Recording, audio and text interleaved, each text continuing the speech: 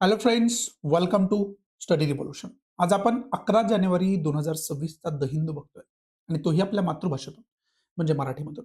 माझं नाव आहे महेश. आपण डिस्कशनला सुरुवात करूया. आज आहे संडे. संडे जो असतोय त्या द हिंदूमध्ये संडेच्या द हिंदूमध्ये एरोटेल पेज, टेक्स्ट कॉन्टेक्स्ट पेज हे नसतं. त्याच्याऐवजी मग FOQ पेज वगैरे असतं. त्याच्यावरती काही महत्त्वाचे मुद्दे डिस्कस केलेले असतात. ते आपण डिस्कस करणार आज. त्यानंतर सायन्स पेजवरती सिलेबसच्या दृष्टीतून महत्त्वाचे कॉन्सेप्ट असेल, तर ती डिस्कस करणार आणि त्याच्यानंतर ज्या काही महत्त्वाच्या न्यूज आहेत, त्या महत्त्वाच्या न्यूज आपण डिस्कस करणार. आणि या डिस्कशनचा उद्देश ऑब्व्हियसली एकच आहे. तो म्हणजे जास्तीत जास्त याचा आपल्या एक्झामसाठी आपल्याला उपयोग झाला पाहिजे. त्या दृष्टीतून आपण याच्यातून जेवढे सिलेबसच्या दृष्टीतून महत्त्वाचे आहेत, तेवढे पॉइंट्स काढण्याचा प्रयत्न करत असतोय. तेवढे पॉइंट कव्हर करण्याचा प्रयत्न करत असतोय. चला तर मग सुरुवात करूया आणि बघूया पहिला मुद्दा आपल्याला काय पॉइंट्स देऊन जातोय आणि त्याचा कशा पद्धतीने आपण आपल्यासाठी उपयोग करून घेऊ शकतोय. पहिला जो मुद्दा डिस्कस केलेला आहे, तो मुद्दा खरं तर आपल्याला आर्ट अँड कल्चरच्या माध्यमातून खूप जास्त गरजेचं आहे. त्या दृष्टीतून याच्याकडे आपण बघायला पाहिजे. कारण याच्यामध्ये कठपुतली मेकिंगचे रिलेटेड डिस्कशन केले जाते आणि राजस्थानमधली एक महत्त्वाची कला आहे ही आणि याचा खऱ्या अर्थानं जी इकॉनॉमी आहे त्याच्यामध्ये सुद्धा तिथं राजस्थानचं जे काही जयपूर सिटी आहे, कठपुतली नगरचा वगैरे याच्यामध्ये उल्लेख आलाय. हा खूप मोठ्या प्रमाणात केला जाणारा पारंपरिक व्यवसाय सुद्धा आहे. आणि अशा पद्धतीचे प्रोग्राम्स वगैरे तुम्ही अनेक वेळा बघितले असतील. जर तुम्ही पुण्याचे असाल ना, तर गणपती जे 10 दिवस डेकोरेशन वगैरे वेगवेगळं आपण बघतो ना, त्याच्यामध्ये हा सुद्धा पार्ट महत्त्वाचा आता झालेला आहे. त्यावेळेस सुद्धा तुम्ही हे बघितलेलं असेल. अशा पद्धतीचे तिथं प्रोग्राम्स वगैरे ते सादर करत असतात आणि त्याच्यामध्ये मग हे जे आपली खरं तर कठपुतली मेकिंगची जी काही पारंपरिक कला आहे, ती पारंपरिक कला याच्यामध्ये आपल्याला दिलेली आहे.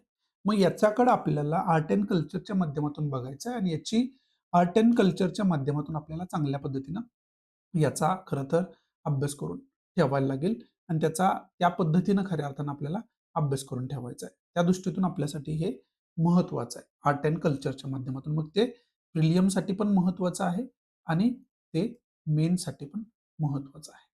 त्या दृष्टीतून या गोष्टीचा आपण चांगल्या पद्धतीनं अभ्यास करून ठेवणं खूप जास्त गरजेचं आहे. बाकी याच्यामध्ये इम्पोर्टंट असं काही नाहीये.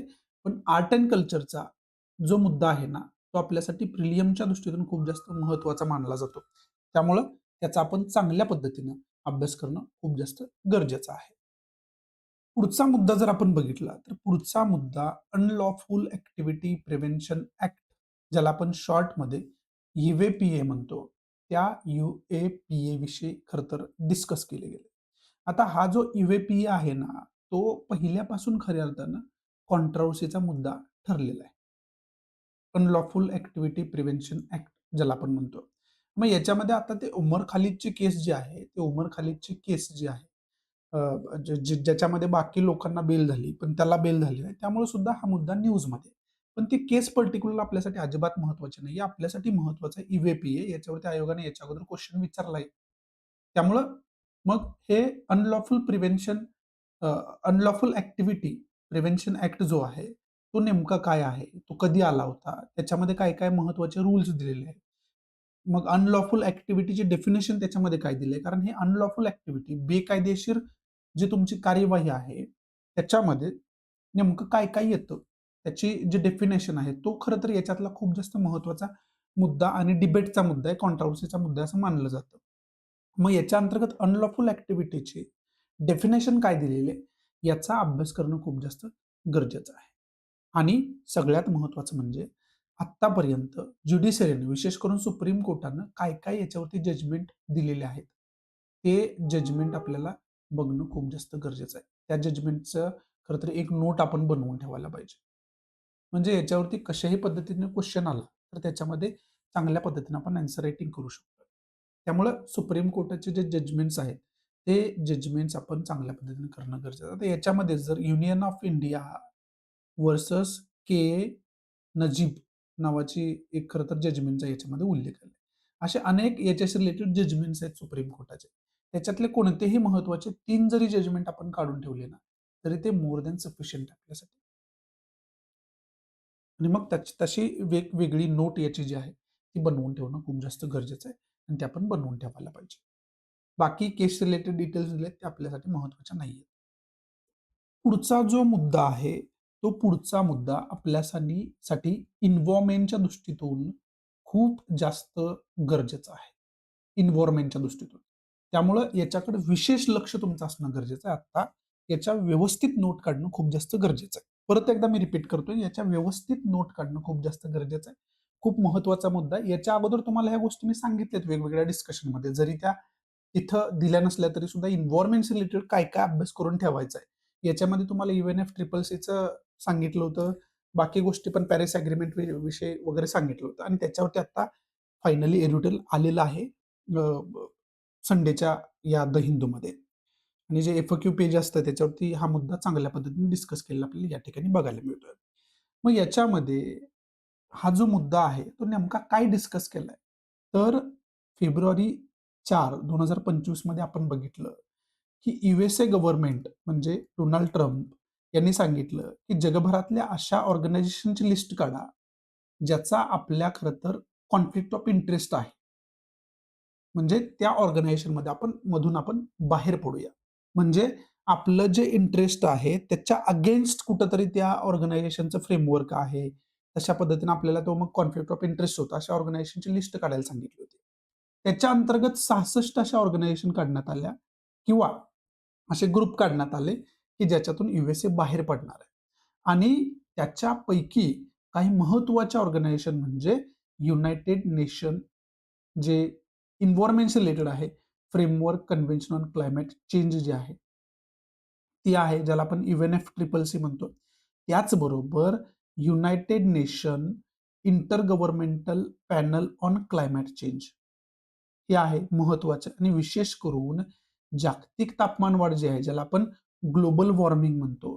ग्लोबल वॉर्मिंगवरती काम करण्यासाठी जागतिक तापमान वाढ जी होती आहे, एन्व्हायर्नमेंटचा प्रॉब्लेम जागतिक लेव्हलचा जो आहे, तो टॅकल करण्यासाठी खरं तर युनायटेड नेशननं उचललेलं हे पाऊल होतं. त्याच्यामध्ये अनेक वेगवेगळ्या कंट्री ज्या आहेत, त्या एकत्र येऊन एन्व्हायर्नमेंटशी रिलेटेड आपण कसं काम करू शकतो, एन्व्हायर्नमेंटचं प्रोटेक्शन कसं करू शकतो, याच्यावरती खरं तर डिस्कशन होत होतं. याच्यावरती फंडिंग होत होतं आणि त्याच्यावरती तशा-तशा पद्धतीनं टार्गेट सेट प्रत्येक कंट्री करत होत्या आणि त्याच्यावरती काम करत होत्या. आता ग्लोबल वॉर्मिंगचा जरी एकंदरीत विषय घेतला, तरी सुद्धा या चार्टच्या माध्यमातून आपण बघू शकतोय, की ग्रीनहाऊस गॅस म्हणजे कार्बन एमिशन ग्रीनहाऊस गॅसमध्ये अनेक प्रकारचे गॅसेस येतात. मग ते ग्रीनहाऊस गॅस आपल्याला माहिती असायला पाहिजे. त्याची लिस्ट तुम्ही काढून ठेवायला पाहिजे. सहज तुम्हाला इंटरनेटवरती त्याची लिस्ट दिसेल. मग हे ग्रीनहाऊस गॅस विशेष करून कार्बन CO2 एमिशन्स जे आहे, ते 1750 पासून जरी आपण बघितलं, तर जास्त एमिशन करणाऱ्या इंडस्ट्री किंवा जास्त एमिशन कोण करतंय? तर इथे तुम्हाला लिस्ट दिली. त्याच्यामध्ये USA टॉपला आहे. त्यानंतर China, Russia, Germany, UK, Japan, India, France, Canada, Ukraine असे देश आहेत. मग याच्यामध्ये पर्यावरणाला धोका निर्माण करण्यामध्ये आपण असं सरळ भाषेमध्ये म्हणू शकतोय, की USA टॉप करतोय त्याच्यामध्ये. चायना त्याच्यामध्ये टॉप करतोय. रशिया, जर्मनी सुद्धा त्या लिस्टमध्ये आपल्याला टॉपला बघायला मिळतंय. आणि आता ही जी टॉपची कंट्री आहे USA, ती जी आहे, ती आता खऱ्या अर्थानं हे जी जबाबदारी आहे, ती नाकारताना आपल्याला बघायला मिळते.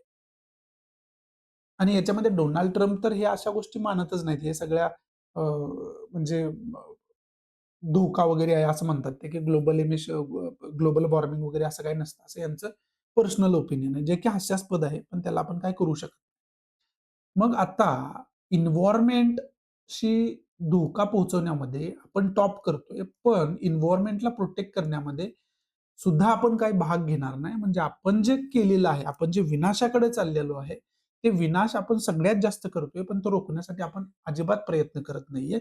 आणि जे रोखण्यासाठी इतर देश मिळून काहीतरी करायचा प्रयत्न करतायत, त्याचा सुद्धा भाग अगोदर बनलोय आपण, पण ते आता खरं तर त्याच्यातनं सुद्धा आपण बाहेर पडायचा प्रयत्न करतोय किंवा बाहेर पडलेलो आहे. अशी परिस्थिती USAची आहे. म्हणजे विनाश आम्ही सगळा करणार आणि त्याचे परिणाम तुम्ही भोगा. त्याच्यासाठी आम्ही रिस्पॉन्सिबल नाही. अशा पद्धतीची भूमिका कुठेतरी USAची इथं दिसते आपल्याला. आणि त्यामुळं त्याच विषयावरती हे खरं तर एडिटोरियल आलेलं आपल्याला बघायला मिळतंय. आता United Nation framework convention on climate change जे आपल्याला बघायला मिळतंय ना, त्याच्या अंतर्गत कॉन्फरन्स ऑफ पार्टीच्या वेगवेगळ्या मीटिंग्स होतात. त्याच्यामध्ये वेगवेगळे जे देश आहेत, ते एकत्र येऊन काय डिस्कस करतात? जे आपण ग्लोबल वॉर्मिंगशी रिलेटेड कार्बन डायऑक्साईड एमिशन जे आहे, कार्बन एमिशन जे आहे, ते कमी करण्यासाठी काय-काय टार्गेट सेट केली होती. जैवविविधता टिकवण्यासाठी म्हणजे एकंदरीत एन्व्हायर्नमेंट टिकवण्यासाठी जे काही आपण टार्गेट सेट केली होती. आता हे जे टार्गेट सेट केली होती, ती कधी केली होती? तर त्याच्यासाठी आपल्याला जावं लागतं 2015 मध्ये. जिथं पॅरिस अग्रीमेंट साइन केला गेला होता. आणि याच्यातूनच यूएसए जो आहे, तो यूएसए बाहेर पडायचं बोलतोय. बाहेर पडत आहे. आणि या पॅरिस अग्रीमेंटच्या अंतर्गतच हे खरं तर United Nation framework convention on climate change, United Nation inter governmental panel on climate change जे आहे, ते खऱ्या अर्थानं काम करताना आपल्याला बघायला मिळतं. मग या पॅरिस अग्रीमेंटच्या अंतर्गत आपण वेगवेगळ्या कंट्रीनी जे टार्गेट्स आहेत आपली, carbon emissions related, environment protection related target set केली होती. मग हे कॉप जे आहे, कॉन्फरन्स ऑफ पार्टी जे आहे, जे आपण 30th मीटिंग ब्राझीलमध्ये आपण बघितली होती. कॉन्फरन्स ऑफ पार्टी त्याला शॉर्टमध्ये कॉप म्हणतो आपण. कॉप 30, कॉप 31 जो काही मीटिंगचा नंबर असेल तो पुढे त्याला जोडला जातो. याच्यामध्ये आपण मग एकत्र येऊन डिस्कस करतो की कुणी किती टार्गेट अचीव्ह केलेलं आहे. कुणी किती कार्बन एमिशन कमी केलेलं आहे. कुणी कशा पद्धतीने पावलं उचलली गेली, कुणी काय अचीव्हमेंट केलेलं आहे, एन्व्हायर्नमेंट प्रोटेक्शन रिलेटेड हे सगळं त्याच्यामध्ये डिस्कस केलं जातं आणि आणखी आपल्याला काय करणं गरजेचं आहे. या सगळ्या गोष्टी त्याच्यामध्ये डिस्कस केल्या जातात. आता पॅरिस अग्रीमेंटचाच जी कंट्री भाग नाहीये, ती ऑब्व्हियसली कॉपचा पण भाग नसणार आहे. पण याच्यामध्ये एक अपवाद काय आहे, की ऑब्झर्व्हर कंट्री म्हणून याच्यामध्ये पार्टिसिपेट करू शकता. जरी तुम्ही पॅरिस अग्रीमेंटचा भाग नसला तरी सुद्धा. एक निरीक्षक देश म्हणून तुम्ही तिथं पार्टिसिपेट करू शकता आणि त्याचं काय महत्व असतं हे त्या शब्दातून तुम्हाला समजत असेल. हे खरं तर जे कॉप आहे ते याच्या अंतर्गत United Nation framework convention on climate चेंजच्या अंतर्गत हे सगळं होत असतं. मग त्याच्याच बरोबर United Nation inter governmental panel on climate change आहे. त्याचं काय काम आहे? तर त्याचं काम हे आहे, की वेगवेगळ्या देशाचे सायंटिस्ट जे आहेत, ते विशेष करून पर्यावरणाचा अभ्यास करतात आणि मग आत्ता करंट सिच्युएशनमध्ये पर्यावरणामध्ये काय-काय प्रोटेक्ट करणं गरजेचं आहे, कशा पद्धतीनं प्रोटेक्ट करणं गरजेचं आहे, येणाऱ्या भविष्यकाळामध्ये आपल्याला याच्या रिलेटेड काय धोका खरं तर येऊ शकतो, या सगळ्या गोष्टींचा अभ्यास त्याच्यामध्ये केला जातो आणि हा जो अभ्यास आहे, तो जे पार्टिसिपेंट कंट्रीज आहेत, मेंबर कंट्रीज आहेत, त्यांच्यामध्ये तो डेटा शेअर केला जातो आणि मग त्याच्याशी रिलेटेड जे इम्प्लिमेंटेशन मेजर्स असतात, ते सुद्धा त्याच्यामध्ये त्यांनी अभ्यास करून दिलेले असतात. ते मग सगळा डेटा जो आहे, तो खरं तर ज्या मेंबर कंट्रीज आहेत त्यांना दिला जातो, जेणेकरून त्या बेसिसवरती त्या वेगवेगळ्या प्रिकॉशनरी मेजर्स जे आहेत, ते प्रिकॉशनरी मेजर्स घेऊ शकतात. आणि मग ऑब्व्हियसली पॅरिस अग्रीमेंटमध्ये तुम्ही बाहेर पडताय मधून, म्हणजे या सुद्धा गोष्टींचा तुम्ही पार्ट असणार नाही. म्हणजे हा डेटा जो आहे, तो डेटा सुद्धा खऱ्या अर्थानं तुम्हाला एक्सेसिबल असेल, पण तुम्हाला तो डेटा शेअर करायलाच पाहिजे किंवा तुम्हाला एक स्पेशल दर्जा देऊन तो डेटा तुमच्याबरोबर शेअर करायला पाहिजे. तो डेटा बनवण्यामध्ये तुमच्या देशाच्या सायंटिस्टला कंपल्शन नाही, की इन्व्हॉल्वमेंट तुमची असायलाच पाहिजे. जर मेंबर कंट्री असेल, तर ती प्रत्येक कंट्री स्वतःच्या देशातला एक त्याच्याच रिलेटेड अभ्यासक देत असते. जेणेकरून त्या डेटा फॉर्मेशनमध्ये त्याचं योगदान असायला पाहिजे. पण आता यूएसएचं खऱ्या अर्थानं तसं असणार नाही किंवा त्यांनी तशा पद्धतीची तरतूदच राहिली नाही आता, की ते त्यांचा पण सायंटिस्ट सुचवू शकतात. परंतु याच्यामध्ये असं नाही, की यूएसएचा सायंटिस्ट किंवा यूएसएचा व्यक्ती याच्यामध्ये पार्टिसिपेट करू शकत नाही. ऑब्झर्व्हर कंट्री म्हणून सुद्धा यूएसए तशा पद्धतीनं खऱ्या अर्थानं ऑब्झर्व्हर कंट्री म्हणून सुद्धा त्यांच्या देशातला जो एखादा पर्सन आहे, अभ्यासक आहे, तो याच्यामध्ये पार्टिसिपेट करू शकतो. परंतु अगोदर जशी ऑथेंटिसिटी त्याला होती, अगोदर जशी त्याची क्रेडिबिलिटी होती, ती क्रेडिबिलिटी आता खऱ्या अर्थानं बघायला मिळणार नाही. आणि मग हे सगळं असताना इथं आता काय होऊ शकतंय? तर इथं हे होऊ शकतंय, की ग्लोबल एन्व्हायर्नमेंट खरं तर धोक्यात टाकण्यामध्ये टॉपची कंट्री यूएसए आहे. कार्बन एमिशन सगळ्यात जास्त यांचं होतं. मग आता यांनीच जर खऱ्या अर्थानं हात वर केले, यांनीच जर म्हटलं, की असं काही नसतंच आणि आम्ही काय अकाउंटेबल नाही त्याच्यासाठी आणि आम्ही काय पार्टिसिपेट करणार नाही त्याच्यामध्ये. तर बाकी कंट्री सुद्धा हा स्टान्स घेऊ शकतायत, की यांनी जे खरं तर एन्व्हायर्नमेंट रिलेटेड आपण म्हणू शकतोय क्राईम केलेलं आहे जवळ-जवळ. त्याची खरं तर जे परिणाम आहेत ते आम्ही का भोगायचे? मग अशा पद्धतीने हे सगळ्यात मोठे एमिटर असतील ग्रीनहाऊस गॅसेसचे, तरीही याच्यामध्ये काही योगदान देत नाहीत. मग आम्ही का द्यावं? अशा बाकी पण कंट्री म्हणू शकते. आणि तो सुद्धा खरं तर येणाऱ्या काळामध्ये एक मोठा चॅलेंज खरं तर असणार आहे आणि त्याच्यामध्ये होऊ शकते. हे जे सगळं आहे पॅरिस अग्रीमेंट असू द्या, युनायटेड नेशनच्या वेगवेगळ्या खरं तर ऑर्गनायझेशन असू द्या, ग्रुप असू द्या, यांची क्रेडिबिलिटी कुठेतरी पुढे भविष्यामध्ये कमी होण्याचा धोका आहे. जर सुपर पॉवर कंट्रीज जर असं करायला लागल्या, एक एक खरं तर विकसित देश जर असं करायला लागले, तर बाकीचे देश सुद्धा खऱ्या अर्थानं याच्यामध्ये हात वर करू शकतात. कारण त्यांना सुद्धा अधिकार आहे स्वतःचं खरं तर इंटरेस्ट प्रोटेक्ट करण्यासाठी. आणि हे जे ग्रीन हाऊस एमिशन कुठं होतं, तर इंडस्ट्री ज्या तुमच्या वेगवेगळ्या आहेत, त्या इंडस्ट्रीमुळे होतं. आणि ऑब्व्हियसली मग डेव्हलप्ड कंट्रीजमध्ये मोठ्या प्रमाणात इंडस्ट्रियल डेव्हलपमेंट झाली होती. म्हणजे त्यांनीच खऱ्या अर्थानं मोठ्या प्रमाणात जे आहे ग्रीन हाऊस गॅसचं एमिशन केलेलं आहे, हे आपण नाकारू शकत नाही. म्हणजे त्यांची पहिली रिस्पॉन्सिबिलिटी तसा विचार केला तर एथिकली त्यांची पहिली रिस्पॉन्सिबिलिटी आहे, की याच्यावरती प्रिकॉशनरी मेजर्स घेण्याची. पण आता त्याच्यामध्ये त्याच कंट्रीज हात वर करायला लागल्या. तर परिस्थिती येणाऱ्या काळामध्ये बदलताना आपल्याला बघायला मिळेल. आणि हे जे सगळं डिस्कशन आहे, हे सगळं डिस्कशन या खरं तर एरिटलमध्ये या मुद्द्याच्या अंतर्गत खऱ्या अर्थानं डिस्कस केलं गेलेलं आहे. मग आता याच्यामध्ये आपल्याला अभ्यास कोणकोणत्या गोष्टींचा करून ठेवायचा आहे, हे नीट लक्षात घेणं गरजेचं आहे. एक तर मी तुम्हाला पहिला पॉइंट याच्या अंतर्गत काय सांगितलं, की हा जो मुद्दा आहे, तो मुद्दा आपल्याला एन्व्हायर्नमेंटशी रिलेटेड महत्त्वाचा आहे. ठीक आहे. तर एन्व्हायर्नमेंटशी रिलेटेड महत्त्वाचं आहे. म्हणजे याच्या अंतर्गत अभ्यास कोणत्या गोष्टींचा करून ठेवायचा आहे. पहिला एक आपण म्हणू शकतो मेन पॉइंट घेतला, तर ग्लोबल लेव्हलला याच्याशी रिलेटेड एन्व्हायर्नमेंट प्रोटेक्शनशी रिलेटेड काय खरं तर गोष्टी होत आहेत, हे बघणं आपल्याला खूप जास्त गरजेचं आहे. मग याच्यामध्ये लगेच पहिला पॉइंटच आपला काय येतोय, की युनायटेड नेशनच्या वेगवेगळ्या कृती याच्यामध्ये येतात. मग United Nation framework convention on climate change. ठीक आहे. त्याचबरोबर United Nation inter governmental panel on climate change. ठीक आहे. आता आय-पी-सी-सी ज्यावेळेस येतं ना, त्यावेळेस आय-पी-सी-सीचा जो डेटाविषयी आपण बोललो ना, तो एक रिपोर्ट येतो. तो रिपोर्ट लेटेस्ट रिपोर्ट कोणता आहे? त्याच्यामध्ये काय तथ्यात्मक इन्फॉर्मेशन दिली होती? हे आपल्याला बघायच लागेल. मग जे फॅक्च्युअल डेटा आहे याचा, तो फॅक्च्युअल डेटा चांगल्या पद्धतीने आपण अभ्यास करून ठेवणं खूप जास्त गरजेचं आहे. लेटेस्ट रिपोर्ट लगेच आपण बघून ठेवायला पाहिजे. हे महत्वाचं आहे. ठीक आहे. त्याचबरोबर याच्या अंतर्गत आपल्याला पॅरिस अग्रीमेंट चांगल्या पद्धतीने माहिती असणं गरजेचं आहे. मग त्या पॅरिस अग्रीमेंटचा जो आहे, तो चांगल्या पद्धतीने आपण अभ्यास करून ठेवायला पाहिजे. बाबा पॅरिस अग्रीमेंट केला तुम्ही साइन, म्हणजे तुम्ही काय केलं? आणि असे काय टार्गेट्स याच्यामध्ये सेट केले गेले होते? आणि मग याच्यामध्ये इंडियाचं टार्गेट काय आहे? आणि त्याच्या अंतर्गत आपल्याला अभ्यास करून ठेवायचा. ठीक आहे. आता हे ग्लोबल लेव्हलच्या वेगवेगळ्या गोष्टी झाल्या. दुसरा कोणता रिपोर्ट महत्त्वाचा आहे का ग्लोबल लेव्हलचा? जो की आपल्याला आन्सर रायटिंगमध्ये तो त्या डेटाचा खरं तर उपयोग करता येईल. याचा अभ्यास आपल्याला करणं आलंच याच्यामध्ये.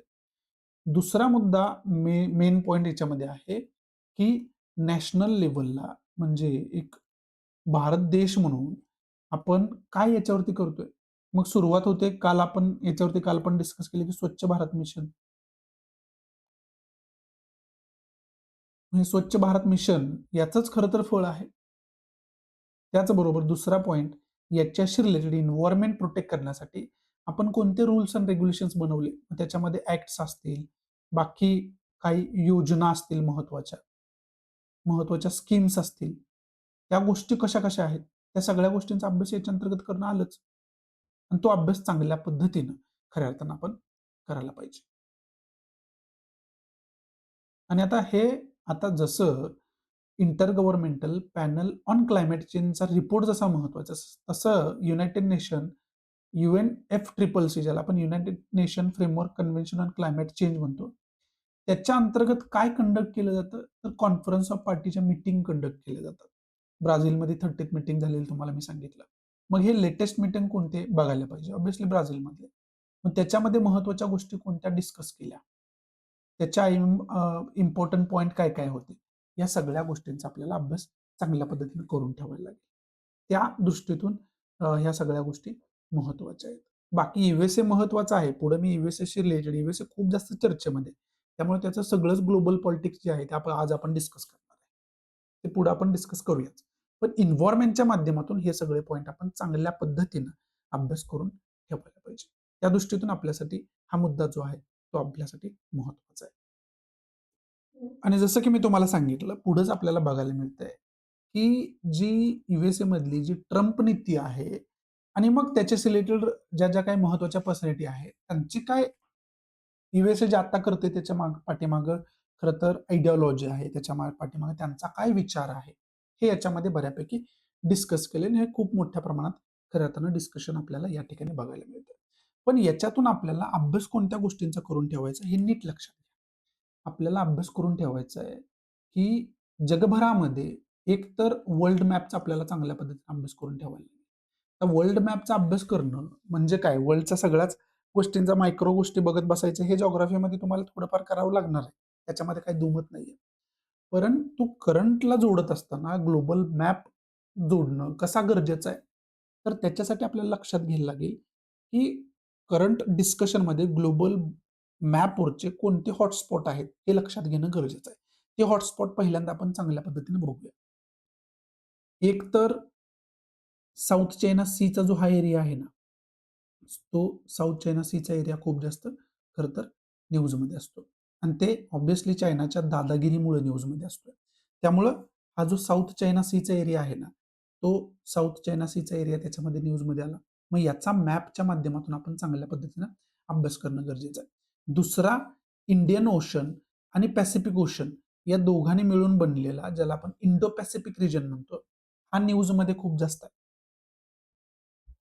आणि कशामुळे जास्त आहे? परत याच्यामध्ये जे काही जिओ पॉलिटिक्स आहे, त्या जिओ पॉलिटिक्समध्ये मुळं खरं तर न्यूजमध्ये. मग याचा अभ्यास आपण करून ठेवायला पाहिजे. मॅपच्या दृष्टीतून याचा फिजिकल जिओग्राफीचा आणि पॉलिटिकल मॅपचा आपण अभ्यास करून ठेवायला पाहिजे. आता यालाच प्रोटेक्ट करण्यासाठी मग काय-काय आलं? मग यालाच प्रोटेक्ट करण्यासाठी क्वाड आलं. क्वाड्रिलॅटरल सिक्युरिटी ग्रुप ज्याला आपण म्हणतो. त्याचे कोण-कोण मेंबर आहेत? तर त्याचे खरं तर जपान मेंबर आहे, ऑस्ट्रेलिया मेंबर आहे, इंडिया आहे आणि यूएसए आहे. त्याचबरोबर याचाच खरं तर इथं पीस डेव्हलप व्हावं याच्यासाठी ऑकसची स्थापना झाली होती. राइट. त्याच्यामध्ये ऑस्ट्रेलिया आहे, यूके आहे आणि यूएसए आहे. ठीक आहे. इथं यूके, यूएस आणि ऑस्ट्रेलिया. मग हे त्याच्या अंतर्गत अभ्यास करणं आलं, पण तो मॅपचा पार्ट नाहीये. एवढा डीप जायला नको. हा दुसरा खरं तर मॅपवरचा हॉटस्पॉट झाला. एक तर आपण बघितला साऊथ चायना सी. दुसरा हा इंडियन ओशन आणि पॅसिफिक ओशनचा मिळून बनलेला इंडो पॅसिफिक रिजन न्यूजमध्ये खूप जास्त असतो.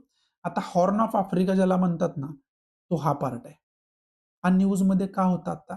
कारण सोमालिया मधून वेगळं होऊन एक देश निर्माण झालाय. त्याला आपण सोमालीलँड म्हणतो, जो हा एरिया सगळा कव्हर करतो. हा सोमालीलँड आहे. ठीक आहे आणि याला इस्रायलनं पहिला रिकॉग्नाइज करणारा देश इस्रायल बनलेला आहे. या देशाला देश म्हणून दर्जा देणारा. आणि मग इथला मॅपचा जो काही पोर्शन आहे, तो आपण काल डिटेल डिस्कस केला होता. मग आता हे हॉर्न ऑफ आफ्रिकामध्ये कोणकोणते देश येतात? त्याचं काय इम्पोर्टन्स आहे? याचा अभ्यास करत असताना इथं रेड सीचा एरिया आहे व्यापाऱ्या दृष्टीतून महत्वाचा आहे. इथं अल मांडेब जे स्ट्रीट आहे, त्याचं आपण अ, काल आपण बघितलं होतं. त्याचबरोबर इथं गल्फ पॅडर्न आहे. त्याचा अभ्यास चांगल्या पद्धतीने करून ठेवायला पाहिजे. म्हणजे इथला मॅप जो आहे, तो चांगल्या पद्धतीनं आपल्याला अभ्यास करून ठेवणं खूप जास्त गरजेचं आहे. राइट. आता साऊथ चायना सी झाला, इंडो पॅसिफिक खऱ्या अर्थानं रिजन झाला, जो खरं तर 2 ओशननी मिळून खरं तर बनलेला आहे. ठीक आहे. इंडो पॅसिफिक रिजन झालं. आता इथं युनायटेड स्टेटनं आता काय केलं होतं, ज्याच्यावरती एरोटेल खूप जास्त डिस्कस केलंय खूप वेळा आपण. इथं यांनी व्हेनेझुएलावरती स्ट्राईक करून इथले जे प्रेसिडेंट आहेत, राष्ट्राध्यक्ष आहेत, निकोलस मडुरो यांना अक्षरशः किडनॅप करून स्वतःच्या देशामध्ये घेऊन त्यांच्यावरती खटला सुरू आहे. ठीक आहे. आता मग यांच्यामुळे इथं कॅरिबियन सीचा जो एरिया आहे ना, याच्यामध्ये व्हेनेझुएलाची जी शिप आहे, ती त्यांनी डिस्ट्रॉय केली. त्याच्यामुळे त्यांच्यातला तणाव वाढला आणि त्याचं मग इव्हेंच्युअली स्ट्राईक करून त्या मडुरो यांना किडनॅप करण्यात आलं. मग हा जो सगळा एरिया आहे ना, हा ऑटोमॅटिकली न्यूजमध्ये येतो. त्यामुळं मग इथं ज्या काही छोट्या-छोट्या गोष्टी आहेत, त्या सगळ्या गोष्टी महत्त्वाची बेटं कोणती आहेत, कोणता समुद्र आहे तो, त्याचं काय महत्त्व आहे, या सगळ्या गोष्टींचा अभ्यास करणं आलंच. त्याचबरोबर हा जो युनायटेड नेशन आहे ना, त्याच्यामुळंच ग्रीनलँड न्यूजमध्ये ग्रीनलँड डायरेक्टली खरेदी करायचं हे बोलायला लागले. त्यामुळे हे ग्रीनलँडचा अभ्यास करणं मॅपच्या माध्यमातून आलंच. त्याचबरोबर या यूएसएमुळंच इराण न्यूजमध्ये राइट म्हणजे हा पूर्ण एरिया न्यूजमध्ये आला. मग याचा मॅपच्या माध्यमातून आपल्याला अभ्यास करणं त्याच्या अंतर्गत आलंच. असे पॉलिटिकल रिझनमुळं ज्या काही गोष्टी न्यूजमध्ये आहेत, त्याचा अभ्यास करणं एवढं सोपं आहे मॅपचा अभ्यास करणं. आणि मॅपचा मग एकदाच मॅप तुम्ही घेतला आणि त्याचा सर्व सरळ सगळाच अभ्यास करायला लागलाय, असा मॅपचा अभ्यास नसतो होत. मॅपचा अभ्यास आपल्याला कसा करावा लागेल? न्यूजमध्ये काय-काय आहे? चर्चेमध्ये काय-काय गोष्टी आहेत? त्या लगेच मॅपवरती जाऊन बघायला लागेल. त्याचं महत्त्व काय? तिथंच लगेच त्याच्या नोट्स बनवून ठेवायला लागतील. तर तुमची मॅपवरती चांगल्या पद्धतीनं पकड येईल. एका दिवसामध्ये किंवा एका सिटिंगमध्ये करायची गोष्ट नाहीये जसं एक सब्जेक्ट आपण संपवतो, काही दिवस घेऊन. तसं मॅप आपण तसा नाही करू शकत. मॅपला आपल्याला काहीतरी लॉजिक असायला पाहिजे, की तर आपल्याला गोष्टी लक्षात राहतील. तर मॅपवरती आपण कमांड घेऊ शकेल. आणि मग ते करण्याचा सोपा मार्ग काय आहे, की चर्चेमध्ये काय-काय आहे ते पहिल्यांदा बघून घ्या. आणि त्याबरोबरच मग सिलेबसमध्ये काय-काय आहे त्याचा तर अभ्यास तुम्हाला करायचाच आहे. There is no option for that. मग ते सगळं करणं आलंच. असो. आता हे यू-एस-एमुळे तर आपण बघितलं, की व्हेनेझुएला न्यूजमध्ये, इराण न्यूजमध्ये, ग्रीनलँड न्यूजमध्ये. मग ते मॅपचा त्या पद्धतीनं अ, खऱ्या अर्थानं अभ्यास करणं आलं त्याच्यामध्ये. त्याचबरोबर चायनामुळं जर आपण बघितलं ना, तर तैवान वारंवार न्यूजमध्ये असतो. आणि चायना म्हणतं तैवान हे आमच्या खरं तर टेरिटरी आहे. तो काही स्वतंत्र देश वगैरे नाहीये आणि तो चायनाचाच पार्ट आहे अशा वगैरे आयडिओलॉजी. पण तैवान हा स्वतंत्र देश आहे. हे आपण समजून घेणं गरजेचं आहे. मग हा तैवानचा एरिया न्यूजमध्ये असतो. त्याचबरोबर नॉर्थ कोरिया, किम जोंग उनमुळं नॉर्थ कोरिया कायमच न्यूजमध्ये असतो हा एरिया. त्यामुळं हा एरिया इकडं जपान आपल्याला बघायला मिळतं. हा एरियाचा अभ्यास करणं. आता चायनामुळं तैवान जसा न्यूजमध्ये, तसा इंडिया आणि चायनाचा जो काही बाउंडरी लाईन कॉन्फ्लिक्ट आहे इथला, तो बाउंडरी लाईन कॉन्फ्लिक्ट न्यूजमध्ये असतो. हा पूर्ण जो बाउंडरी लाईन आहे इथला सुद्धा एरिया, तो पूर्ण न्यूजमध्ये असतो वारंवार. त्यामुळं हे जे काही बाउंडरी लाईन आपण शेअर करतोय चायनासोबत, ती कशी कॉन्ट्रोव्हर्शियल आहे, त्याचा आपण अभ्यास करणं खूप जास्त गरजेचं आहे. इंडिया-पाकिस्तान म्हटलं, तर एल-ओ-सीचा एरिया आलाच त्याच्यामध्ये. मग त्याचा अभ्यास करणं आपल्याला त्या ठिकाणी गरजेचं आहे. पुढं वर गेलो आपण, तर इथं रशिया आहे आणि इथं युक्रेन आहे. आणि रशिया, युक्रेन जे आहे, ते वॉरमध्ये आहेत. त्या दोघांमध्ये वॉर आहे. मग या खरं तर गोष्टीमुळं मॅपवरचा हा जो पार्ट आहे, तो खरं तर न्यूजमध्ये आलेलाच आहे. राइट. त्याचबरोबर क्रिमिया नावाचं इथं जे बेट आहे ना, ब्लॅक सीमध्ये, त्याच्यावरती रशियाचा कब्जा आहे 2014 पासून. त्यामुळं मग हे जे ब्लॅक सीचा एरिया आहे, तो एरिया आपल्याला बघणं चांगल्या पद्धतीने खूप जास्त गरजेचं आहे. त्या पद्धतीनं मॅपचा आपण अभ्यास करून ठेवणं खूप जास्त गरजेचं आहे. अशा वेगवेगळ्या गोष्टींमुळं मॅपवरती काय हॉटस्पॉट आता बनलेले आहेत. त्याचा अभ्यास करावा आपल्याला लागेल. त्याचबरोबर इथं तुम्ही आला, तर इथं आपण बघितलं तर इथं इस्रायल आहे. राइट. मग इथला जो एरिया आहे, तो इस्रायल पॅलेस्टाईन कॉन्फ्लिक्टमुळे खूप जास्त न्यूजमध्ये असतो. मग हा जो एरिया आहे, तो सगळा एरिया मॅपवरती हॉटस्पॉट बनला आपल्यासाठी. त्याचा अभ्यास करणं हे त्याच्यामध्ये आलंच. मग त्याचा आपण चांगल्या पद्धतीने अभ्यास करून ठेवायला पाहिजे. असे वेगवेगळे जे एरियाज आहेत, ते खरं तर मॅपवरचे महत्त्वाचे न्यूजमध्ये असतात. इथं इंडिया जर बघितलं, तर इथं अफगाणिस्तानमध्ये आपण काय करतोय सॉरी इराणमध्ये आपण काय करतोय? तर आपण ट्राय करतोय, की वेगवेगळ्या पद्धतीनं तिथं बंदरं डेव्हलप केली जावी. मग त्याच्यामुळे सुद्धा अनेक खरं तर वेळा ते न्यूजमध्ये येण्याची शक्यता आहे. त्यामुळे त्या पद्धतीने सुद्धा त्याच्याकडे आपण बघणं खूप जास्त गरजेचं आहे. हा झाला मॅपचा अभ्यास. आता विषय आहे यू-एस-एचा. तो आपल्याला चांगल्या पद्धतीने समजून घ्यायचा आहे. मग यू-एस-ए सोबतच आपण बाकी गोष्टी सुद्धा इथं चांगल्या पद्धतीनं समजावून घेऊया. म्हणजे सगळ्याच गोष्टी तुम्हाला समजून घेता येतील एकाच डिस्कशनमध्ये. हे अगोदर पण तुम्हाला चांगल्या पद्धतीनं समजावून मी सांगितलेलं आहे. आता जगभरामध्ये महत्त्वाच्या गोष्टी ज्या सुरू आहेत, तर रशिया-युक्रेन वॉर सुरू आहे. इथं खरं तर इस्रायलचा विषय चालू आहे. त्याचबरोबर यू-एस-ए व्हेनेझुएलाचा जो मुद्दा आहे ना, तो यू-एस-ए व्हेनेझुएलाचा मुद्दा सुद्धा महत्त्वाचा सुरू असलेला आपल्याला बघायला मिळतोय. मग एक मुद्द्यातनं आपल्याला पॉइंट काय अभ्यास करून ठेवायचे ते नीट लक्ष देणं गरजेचं आहे. आता ज्यावेळेस युनायटेड नेशन्स व्हेनेझुएलावर सारख्या सार्वभौम देशावरती अटॅक करतं डिरेक्टली आणि तिथं स्ट्राईक करून तिथले जे राष्ट्राध्यक्ष आहेत मडुरो, निकोलस मडुरो यांना अरेस्ट केले जाते. त्यांच्या कंट्रीमध्ये ते त्यांना घेऊन जातात. त्यांच्यावरती खटला सुरू होतो. तर याच्यामध्ये आपल्याला बघायला मिळतंय, की हिस्ट्री जर आपण बघितली ना, तर आपण वर्ल्ड वॉर फर्स्ट आणि वर्ल्ड वॉर सेकंडमध्ये आपण काय शिकलो होतो? तर या 2 वॉरमध्ये आपण शिकलो होतो, की युद्ध याच्यामध्ये फक्त विनाश आहे. त्याच्यामध्ये कुठल्याही देशाचं हित होऊ शकत नाही. त्यामुळे आपण शांततेला महत्त्व दिलं होतं आणि त्याचं खरं तर फळ म्हणून आपण युनायटेड नेशनची स्थापना केली होती, जेणेकरून शांतता प्रस्थापित राहावी, युद्धजन्य परिस्थिती निर्माण होऊ नये. आता ह्याच्या मध्ये सॉरी या सगळ्यांमध्ये योगदान देणाऱ्या युनायटेड स्टेट ऑफ अमेरिका सारख्या महत्वाच्या कंट्री होत्या, की ज्यावेळेस त्यांना असं वाटत होतं. परंतु आता ची कृती जर आपण बघितली, एकीकडे युएसए काय करतोय? तर युएसए या ठिकाणी आपल्याला दिसतंय, की इराणला वारंवार धमकावताना आपल्याला बघायला मिळतोय. व्हेनेझुएला तर धमकी देऊन ते सत्यात पण उतरवली. त्याचबरोबर ग्रीनलंड सुद्धा खरेदी करायचा खरं तर धमकी देतोय. त्याचबरोबर वेगवेगळ्या पद्धतीनं सँक्शन्स वेगवेगळ्या कंट्रीजवरती प्रेशर क्रिएट करायचा ट्राय करतोय. म्हणजे टॅरिफ्स वगैरे इंडियासारख्या कंट्री फक्त रशियाकडून ऑइल का खरेदी करता म्हणून वेगवेगळ्या पद्धतीनं टॅरिफ्स लावून इकॉनॉमीला खरं तर थ्रेट करायचा प्रयत्न करायचा. हे सगळं युएसए करतोय. मग यावेळेस इथं कुठेतरी तणाव निर्माण करण्याचं काम कोण करतंय? तर युएसएच करतोय. राइट. आता युएसए अशा पद्धतीची कृती करतोय म्हणजे कुठेतरी वर्ल्ड वॉर थर्ड जर झालं, तर त्याला खरं तर खतपाणी घालण्याचं काम युएसए करतोय. याच्यामध्ये काही दुमत नाहीये. चायना युएसए कोल्ड वॉर आपल्याला माहिती आहे, रशिया युएसए कोल्ड वॉर आपल्याला माहिती आहे. मग हे जे युएसए करतोय हे कितपत योग्य आहे आणि एखाद्या डेव्हलप्ड कंट्रीनं असं करणं, हे कुठेतरी उचित नाही, हे सुद्धा आपल्याला समजून घेणं गरजेचं आहे. मग इथं युनायटेड नेशन काय करतंय? युनायटेड नेशनचा जो चार्टर आहे, तो चार्टर आता काय झाला? त्याचं काय झालं? इंटरनॅशनल लॉ ज्याला आपण म्हणतो, तो इंटरनॅशनल लॉ कुठं आहे? याचं सरळ-सरळ उल्लंघन जे आहे, ते युएसए करतोय. आणि त्याच्या खरं तर अगेन्स्ट कुणीही काही ठोस पावलं उचलताना आपल्याला दिसत नाही. बरोबर आहे.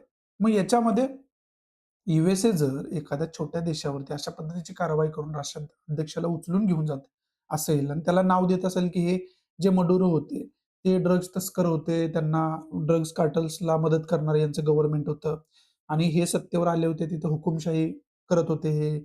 इल्लीगल पद्धतीनं इलेक्शन केलं जात होतं तिथं वगैरे, वगैरे अशा पद्धतीचे चार्जेस त्यांच्यावरती लावण्यात आले किंवा आरोप त्यांच्यावरती करण्यात आले. पण त्यांचा सार्वभौम देश आहे, तिथल्या लोकांना अधिकार आहे, की आम्हाला हुकुमशाहीच्या अंडर जगायचं आहे, की आम्हाला लोकशाहीच्या अंडर जगायचं आहे. तो त्यांचा इंटरनल पार्ट आहे आणि त्यांच्यामध्ये इंटरव्हीन जर करायचं असेल, तर युनायटेड नेशन सारख्या ऑर्गनायझेशन इंटरव्हीन करतील. तुम्हाला अधिकार तो कोणी दिला इंटरव्हीन करायचा? हा सुद्धा प्रश्न महत्वाचा आहे. मग अशा पद्धतीचे फेक ॲलिगेशन्स करून, अशा पद्धतीची काहीतरी कारणं देऊन, लॉजिक काहीतरी द्यायचं आहे म्हणून द्यायचं आणि स्वतःला जे पाहिजे, यांना काय पाहिजे? तिथलं ऑइल पाहिजे. क्रूड ऑइल पाहिजे त्यांना तिथलं. आणि व्हेनेझुएला ही कंट्री जी आहे ना, जगातल्या एकट्या व्हेनेझुएलामध्ये एकूण जगात जेवढं ऑइल आहे ना, त्याच्या 17% ऑइल जे आहे, त्याचे साठे फक्त व्हेनेझुएलामध्ये आहे. आणि ऑब्व्हियसली याच्यावरती अधिकार यूएसएला पाहिजेल आहे. याच्यातनं मिळणारा फायदा यूएसएला पाहिजेल आहे. आणि त्यामुळं मग मडुरो यांना सहकार्य त्याच्यामध्ये करत नव्हते. मडुरो उलटं चायनासोबत खरं तर रिलेशन डेव्हलप करून होते. क्युबासारख्या कंट्रीसोबत रिलेशन डेव्हलप करून होते. चायनाने इथं या ऑइल प्रोडक्शनमध्ये खूप मोठ्या प्रमाणात इन्व्हेस्टमेंट सुद्धा केली होती. आणि मग हे युनायटेड स्टेट ऑफ अमेरिकेला, यूएसएला हे आवडणारं नव्हतं. आणि त्यातच कुठेतरी फळ जे आहे, ते आत्ता जे घडतंय, ते आपल्याला बघायला मिळतं. मग हे सगळं होत असताना युनायटेड नेशन काय करतंय, त्याचं चार्टर काय करतोय, इंटरनॅशनल लॉ काय करतोय, हे खूप जास्त महत्वाचं आहे. मग जे यूएसए आहे ते स्वतःच्या पॉवरवरती वेगवेगळ्या खरं तर ग्रीनलँड असू द्या, इराण असू द्या, व्हेनेझुएला असू द्या, त्यांना टार्गेट करताना आपल्याला बघायला मिळतंय. त्याचबरोबर रशियासोबत चांगले संबंध डेव्हलप करून असणाऱ्या कंट्री, मग त्याच्यामध्ये चायना सुद्धा येतो. यांना सुद्धा आर्थिकदृष्ट्या थ्रेट करताना यूएसए आपल्याला बघायला मिळतो. मग हे जे यूएसएचं पॉलिटिक्स आहे, ते कुठेतरी येणाऱ्या काळामध्ये आणखी तणाव जगभरामध्ये निर्माण करू शकतं. आणि जर वर्ल्ड वॉर थर्ड झालं, तर त्याचं एक खूप मोठं रिझन यूएसए सारख्या कंट्री असू शकतात, असं सुद्धा बोललं जाते. पण वर्ल्ड वॉर 3 वगैरे खूप मोठ्या आणि खूप लांबच्या गोष्टी आहेत.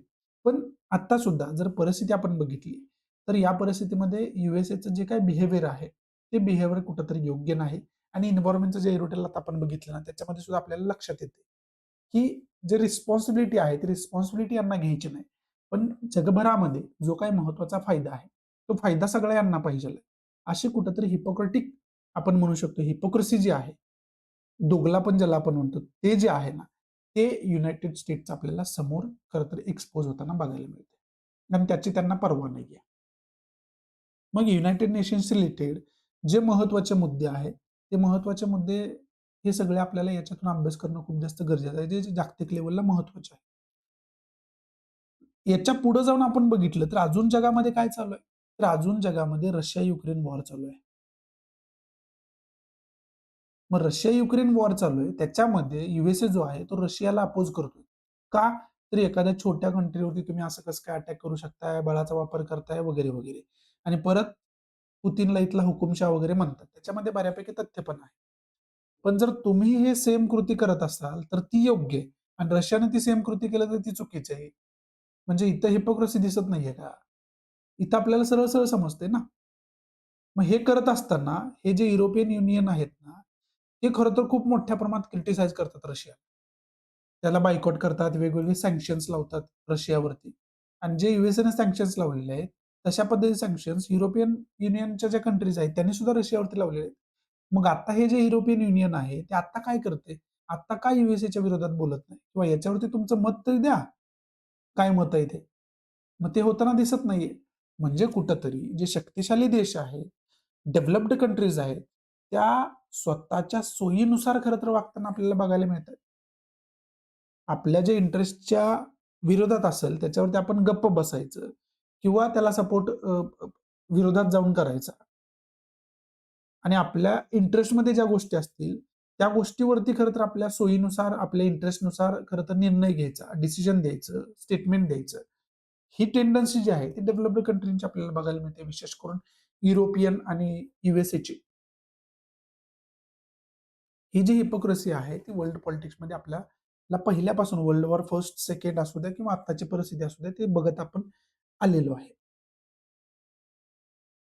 आणि उलट आता याच्या पुढे जाऊन यूएसएने काय केलं, रशियावरती तर सँक्शन्स लावलेच लावले. त्याचबरोबर आता एक बिल पास केले. ते काल आपण डिस्कस केलं, की रशियाकडून जे ऑइल खरेदी करतील, त्यांच्यावरती सुद्धा 500% टॅरिफ लावण्याचं त्याच्यामध्ये तरतूद आहे. मग रशियाकडून क्रूड ऑइल कोण खरेदी करते? चायना पण खरेदी करतो, इंडिया पण खरेदी करतो रशियाकडून. मग हे जे क्रूड ऑइल आहे, ते खरेदी त्यांच्याकडून करायचं नाही. म्हणून खऱ्या अर्थानं अशा पद्धतीने प्रेशर क्रिएट केलं जातं. मग त्याचा भारतीय अर्थव्यवस्थेवरती काय परिणाम वगैरे होणार, याच्यावरती वेगळं लेक्चर ऑलरेडी मी बनवलेलं आहे. डिस्क्रिप्शन बॉक्समध्ये जे करंट बेस्ड इश्यू नावाची प्लेलिस्ट आहे ना, त्या प्लेलिस्टमध्ये तुम्हाला ते दिसेल. मग हे रशिया-युक्रेन वॉर ज्यावेळेस आपण डिस्कस करतो ना, या सगळ्या गोष्टी आपल्याला माहिती असायला पाहिजे. त्याचबरोबर याच्यामुळं नॉर्थ अटलांटिक ट्रिटी जी आहे, ज्याला आपण नाटो म्हणतो, ती खूप जास्त न्यूजमध्ये असते. आणि हे कोणत्या कंट्रींचा देश आहे? याचा उद्देश ह्या ह्या कोणत्या कंट्रींचे ऑर्गनायझेशन आहे, ग्रुप आहे आणि त्याचा खरं तर उद्देश काय आहे?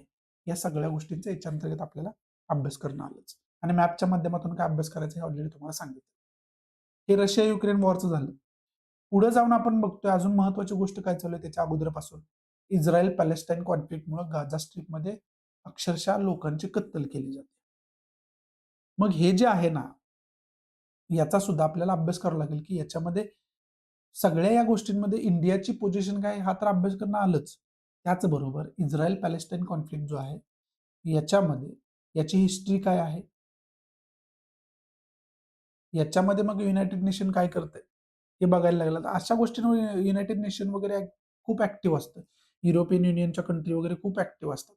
पण यूएसए सेम कृती करतं त्यावेळेस अजिबात त्यांची ॲक्टिव्हिटी अगदी एकदम कमी होऊन जाते. हे बघायला मिळतं. आता याच्यामध्ये इस्रायल पॅलेस्टाईन कॉन्फ्लिक्टवरती वेगळे लेक्चर ऑलरेडी मी बनवले. सेम परत करंट बेस्ड इश्यू जी प्लेलिस्ट आहे त्या प्लेलिस्टमध्ये ते लेक्चर तुम्हाला सापडेल.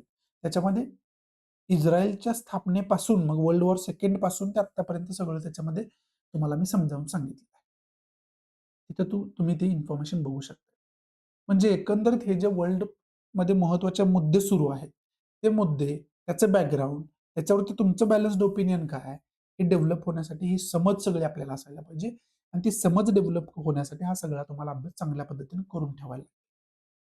त्या दृष्टीतून यूएसएचा जो मुद्दा आहे, तो खूप जास्त आपल्यासाठी म्हणू शकतो, की यूएसएचा मुद्दा आला म्हणजे आपल्याला या सगळ्या गोष्टींचा अभ्यास करणं खूप जास्त गरजेचं आहे. तर आपण ते जे डॉट आहेत ते लिंक करू शकतो. त्यामुळे अशा सगळ्या गोष्टींचा आपल्याला अभ्यास चांगल्या पद्धतीनं करून ठेवायला आहे. त्या दृष्टीतून हा जो मुद्दा आहे तो आपल्यासाठी महत्त्वाचा होता. पण त्या मुद्द्याला धरून बाकी सगळ्या गोष्टी तुम्हाला इथं मी समजावून सांगायचा प्रयत्न केलेला आहे. इथून पुढे ज्या काही महत्त्वाच्या न्यूज आहेत, त्या महत्त्वाच्या न्यूज सुरू होत आहेत. पहिली न्यूज आहे ती इराणशी रिलेटेड आहे. इराणमध्ये प्रोटेस्ट वगैरे आपल्याला बघायला मिळतात. यूएसएचे जे काही थ्रेट आहे, यूएसएचा थ्रेट आपल्याला बघायला मिळतं, जे की आता तुम्हाला सांगितलं. याच्यामध्ये आपल्याला अभ्यास करून ठेवायचा आहे. इराण यूएसएचा प्रॉब्लेम नेमका काय? याचा एक अभ्यास करून ठेवायचा आणि या दोघांचे इंडियासोबतचे रिलेशन कशा पद्धतीचे आहेत, याचा आपण अभ्यास करून ठेवायचा. इराणमध्ये विशेष करून ग्वादर पोर्ट वगैरे त्याचा आपल्याला अभ्यास करावा लागेल.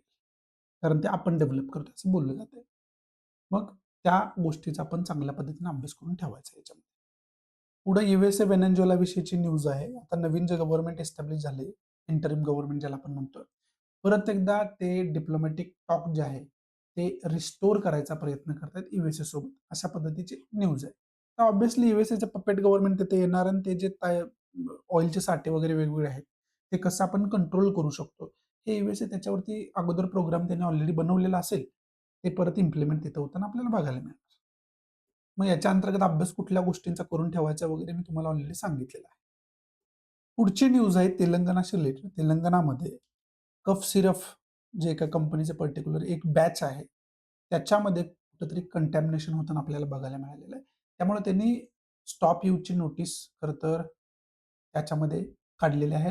इथिलीन ग्लायकोल ह्याचं कंटॅमिनेशन त्याच्याबरोबर होताना आपल्याला बघायला मिळते आणि त्याच्यामुळं वेगवेगळ्या ॲलर्जीचे सिम्प्टम्स लहान मुलांमध्ये बघायला मिळाले. अशा पद्धतीची न्यूज आहे. आता ही न्यूज तुम्हाला दाखवण्याचं रिझन एकच आहे, की आपण याच्या अगोदर पण बघितलं होतं, की रेबीज व्हॅक्सिन जे आहे, अबिरेबीज अबिरॅबचं जे एक बॅच होती, ती इनइफेक्टिव्ह होती. त्याची क्वालिटी कॉम्प्रोमाईज झाली होती. अशा पद्धतीचे न्यूज त्याचे रिलेटेड आले होते. त्याच्या अगोदर अनेक पद्धतीनं मेडिसिन जे आहे, ती खरं तर न्यूजमध्ये राहिलेली आहे, अशाच गोष्टींमुळं आणि त्याच्यामध्ये कफ सिरप सुद्धा आता आपल्याला बघायला मिळाले. मग हे फार्मा इंडस्ट्रीमध्ये जे खरं तर एखादं मेडिसिन असू द्या किंवा एखादं व्हॅक्सिन असू द्या, ते मार्केटमध्ये कोणकोणत्या स्टेजमधून जातं. त्याच्यामध्ये मग कोणकोणत्या अथॉरिटी आहेत, की त्यांची क्वालिटी चेक करतात. वेगवेगळे रिपोर्ट्स त्यांचे कसे असतात, कुठल्या अथॉरिटी ते पास करतात मेडिसिन, या सगळ्या गोष्टींचा तुम्हाला अभ्यास करून ठेवायचा आहे. कारण ही फार्मा इंडस्ट्री या सगळ्या गोष्टींमुळे खूप जास्त न्यूजमध्ये आहे. त्यामुळं एखादं मेडिसिन डेव्हलप होण्यापासून मार्केटमध्ये येईपर्यंत कोणकोणत्या अथॉरिटीज आहेत, ज्या खरं तर ह्या सगळं तपासत असतात, क्वालिटी चेक करत असतात, ते मेडिसिन पास करत असतात, त्याच्या रिलेटेड सर्टिफिकेशन काय आहे, या सगळ्या गोष्टींचा आपल्याला चांगल्या पद्धतीनं अभ्यास करून ठेवायला लागेल. पुढची न्यूज आहे केरळामध्ये एक बिल आहे. ते विशेष करून मल्याळम लँग्वेजशी रिलेटेड खरं तर बिल आहे. मग त्याच्यामध्ये केरळामध्ये कन्नडा बोलणारी पण लोकं आहेत, जे मायनॉरिटीमध्ये राहतात. त्याच्यामुळे त्याच्यावरती वेगवेगळे क्वेशन्स खरं तर उपस्थित होताना आपल्याला बघायला मिळतं. त्याचबरोबर केरळा चीफ मिनिस्टर जे आहेत, ते परत इथं सेक्युलरिझम आणि प्लुरॅरिझमशी रिलेटेड खरं तर बोलताना आपल्याला बघायला मिळतं. मग आता याच्यामध्ये, याच्या अगोदर पण मी जसं बोललो होतो, की लँग्वेजचं जे स्थान आहे, ते इंडियन कॉन्स्टिट्यूशनमध्ये काय आहे? हे आपल्याला बघायला लागेल. त्याच्याच रिलेटेड आर्टिकल्स, त्याच्याच रिलेटेड शेड्यूल्स आणि त्याच्याच रिलेटेड पार्ट्स जे इंडियन कॉन्स्टिट्यूशनमध्ये आहेत, त्याचा आपल्याला चांगल्या पद्धतीने अभ्यास करायला लागेल. त्याचबरोबर इथं सेक्युलरिझम कॉन्सेप्ट दिले, त्याचबरोबर प्लुरॅलिझम कॉन्सेप्ट कॉन्सेप्ट जी आहे, ती इथं दिलेली आहे. मग ही जी कॉन्सेप्ट आहे, ती कॉन्सेप्ट चांगल्या पद्धतीने आपल्याला अभ्यास करून ठेवावी लागेल. मग हे डेफिनेशन जे आहे ते सेक्युलरिझमची डेफिनेशन ज्याला आपण धर्मनिरपेक्षता म्हणतो, ती डेफिनेशन काय आहे? प्लुरॅलिझम जे काय आहे, ज्याला आपण विविधता वगैरे म्हणतो ना, ती मग प्लुरॅलिझमची डेफिनेशन नेमकी काय आहे? ती डेफिनेशन आपण बघून ठेवायला पाहिजे. या कॉन्सेप्ट इंडियन कॉन्स्टिट्यूशनमध्ये आपल्याला काय सांगतात? ह्या सगळ्या ज्या कॉन्सेप्ट आहे, त्या विविध अंगाने आपल्याला अभ्यास करणं खूप जास्त गरजेचं आहे. त्या दृष्टीतून ही न्यूज आपल्यासाठी महत्त्वाचं आहे. पुढची न्यूज आहे, ती न्यूज आहे व्ही-बी-जी रामजी योजना जी आहे. त्याच्याशी रिलेटेड आहे. मनरेगाला रिप्लेस केलं आणि आता व्ही-बी-जी रामजी आहे आणि त्याच्यामध्ये खूप मोठ्या प्रमाणात खरं तर डिबेट डिस्कशन होताना आपल्याला बघायला मिळतंय. याच्यामध्ये अगोदर जसं आपण डिस्कस केलं तसं मनरेगाचा अभ्यास करून ठेवायचा आहे. नवीन जो ॲक्ट आता आला तो व्ही-बी-जी रामजीचा अभ्यास करून ठेवायचा आहे आणि याच्याच रिलेटेड मग डिफरन्स काय आहे, त्याचे पॉझिटिव्ह पॉइंट्स काय आहेत, त्याचे निगेटिव्ह पॉइंट्स काय आहेत आणि त्याच्यातून मग आपल्याला आपलं जे बॅलन्स्ड ओपिनियन आहे, ते बॅलन्स्ड ओपिनियन चांगल्या पद्धतीने डेव्हलप करता येईल. त्या दृष्टीतून याच्याकडे बघणं, त्याचा अभ्यास करणं गरजेचं आहे. हे प्रिलिम्ससाठी पण महत्त्वाचं आहे आणि मेन्ससाठी पण महत्त्वाचं आहे. मनरेगावरती याच्या अगोदर आयोगानं प्रश्न विचारलेले आहेत. पुढची न्यूज आहे स्टेट गव्हर्नमेंट तामिळनाडूची एक ॲश्युअर्ड पेन्शन स्कीम आहे. तामिळनाडू ॲश्युअर्ड पेन्शन स्कीम ही खूप जास्त न्यूजमध्ये आहे. त्यामुळे ही प्रिलियमच्या दृष्टीतून आपण अभ्यास करून ठेवायला पाहिजे, की ही ॲश्युअर्ड पेन्शन स्कीम नेमकी काय आहे? हे प्रिलियमच्या दृष्टीतून आपण अभ्यास करून ठेवणं गरजेचं आहे. पुढची न्यूज आहे ती Apple प्रोडक्शनशी रिलेटेड आहे आणि हव्या त्या प्रमाणात खरं तर स्नो फॉलिंग असायला पाहिजे किंवा स्नो जे आता याच्यासाठी जे एन्व्हायर्नमेंट आहे, जशा पद्धतीनं डेव्हलप व्हायला पाहिजे, तशा पद्धतीनं एन्व्हायर्नमेंट डेव्हलप होत नाही. त्यामुळं याच्या प्रोडक्शनशी रिलेटेड फार्मर्समध्ये कुठेतरी चिंता उपस्थित होते, असं याच्यामध्ये खऱ्या अर्थानं बोललं जातंय. त्याचबरोबर तुम्हाला आता लगेच क्लिक झाला असेल, की न्यूझीलंडसोबत आपण फ्री ट्रेड एग्रीमेंट साइन केलाय. ठीक आहे. एफ-टी-ए ज्याला आपण म्हणतो. न्यूझीलंड सुद्धा खूप मोठा प्रोड्युसर आहे Appleचा. मग या खरं तर शेतकऱ्यांमध्ये ही सुद्धा भीती आहे, की उद्या न्यूझीलंडवरून इथल्यापेक्षा स्वस्तात Apple यायला लागले, तर खरं तर या Appleचं काय करणार आम्ही? किंवा ह्याच्यामुळे हे Apple विकलेच जाणार नाहीत. ते जे नुकसान आहे, त्याची सुद्धा एक भीती आहे. याच्यावरती अगोदर न्यूज आली होती. त्यामुळे त्या अंगाने सुद्धा याचा अभ्यास आपल्याला करणं खूप जास्त गरजेचं आहे. पुढची जी न्यूज आहे ती आदित्य L1 मिशनशी रिलेटेड खरं तर न्यूज आहे. सूर्याचा अभ्यास करण्यासाठी आपण हे मिशन लॉन्च केलं होतं. प्रिलियमच्या दृष्टीतून हे खूप जास्त महत्त्वाचं आहे आणि इथून पुढं याच्याशी रिलेटेड वेगवेगळ्या स्टडीज ज्या आहेत, वेगवेगळे ऑब्झर्वेशन्स जे आहेत, ते येताना आपल्याला बघायलाच मिळतील. त्यातलंच एक ऑब्झर्वेशन जे आहे त्यामुळे न्यूजमध्ये आलेलं आहे. पण आपल्याला अभ्यास या पूर्ण मिशनचा चांगल्या पद्धतीने अभ्यास आपल्याला करून ठेवायला लागेल. हे याच्यावरती एरोटेल पण आपण इस्रोवरती मला वाटतं काल की परवा दिवशी आपण इस्रोवरती एरोटेल डिस्कस केले. त्याच्यामध्ये पण याचा चांगल्या पद्धतीने उल्लेख त्यांनी केला होता. त्यामुळे हे आदित्य L1 मिशन काय आहे? आत्तापर्यंतचे ऑब्झर्वेशन्स आपले काय-काय आहेत? काय फायदा नेमका याचा होणार आहे? नेमका उद्देश याचा काय आहे? या सगळ्या गोष्टींचा त्याचबरोबर याची टेक्निकल इन्फॉर्मेशन जी असते, ती टेक्निकल इन्फॉर्मेशन या सगळ्या गोष्टींचा अभ्यास करून ठेवा. हे प्रिलियमसाठी IMP आहे. त्या दृष्टीतून याच्याकडे आपण बघायला पाहिजे. इथं खऱ्या अर्थानं आजचा द हिंदू जो आहे, तो मी समाप्त करतोय. ज्या विद्यार्थ्यांना ॲन्सर रायटिंग करायचं आहे, त्या विद्यार्थ्यांसाठी टेलिग्राम चॅनलची लिंक खाली दिलेली आहे. हे सगळ्यांसाठी ओपन आणि फ्री आहे. जे आपण द हिंदूमध्ये डिस्कस करतो, त्यावरती आधारितच क्वेश्चन फ्रेम करून मी तिथे पोस्ट करत असतोय. जेणेकरून द हिंदू जरी फक्त फॉलो केलं डिस्कशन, तरी तुम्ही ॲन्सर रायटिंगला सुरुवात करू शकाल. आणि तिथं तुम्ही त्या क्वेश्चनचे ॲन्सर राईट करून पी-डी-एफ फॉर्ममध्ये मला शेअर करू शकता, सेंड करू शकता. त्याच्यावर तुम्ही स्वतः तुम्हाला फीडबॅक देतोय. सो आवडत असेल तर प्लीज लाईक करा, नसेल तर डिसलाईक करा. डिसलाईक का केलं हे कमेंट बॉक्समध्ये नक्की सांगा. जेणेकरून तुमच्या इन्स्ट्रक्शननुसार त्याच्यामध्ये मी इम्प्रोव्हायझेशन करू शकेन. आणि जास्तीत जास्त विद्यार्थ्यांना शेअर करा. तुम्ही शेअर केलं तरच मी त्यांच्यापर्यंत पोहोचू शकतोय. त्यामुळे प्लीज जास्तीत जास्त विद्यार्थ्यांना शेअर करा. सो या ठिकाणी तुमची रजा घेतो. भेटू आपण अशाच इंटरेस्टिंग नवनवीन लेक्चरमध्ये. तोपर्यंत thanks for watching. Good bye. Take care. जय हिंद.